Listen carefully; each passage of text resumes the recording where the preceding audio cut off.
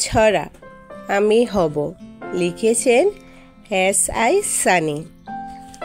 জুই চামেলি গোলাপ বকুল আমি হব আমের মুকুল। ইচ্ছা মতির খেয়া হব মধুমতির সবুজ দুকুল।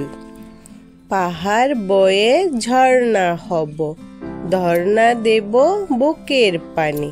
শীতল জলে স্নান করে বড়িয়ে নিও হৃদয় কানি। আমি হব ভোরের পাখি কলতানে ঘুম ভাঙাবো। সাত সকালের শিউলি হয়ে প্রজাপতির মন রাঙাবো। গভীর নীলের আকাশ হব আকাশ জুড়ে মেঘের পালক। আম্মু আমায় করবে বারণ আমি হব অবুঝ বালক।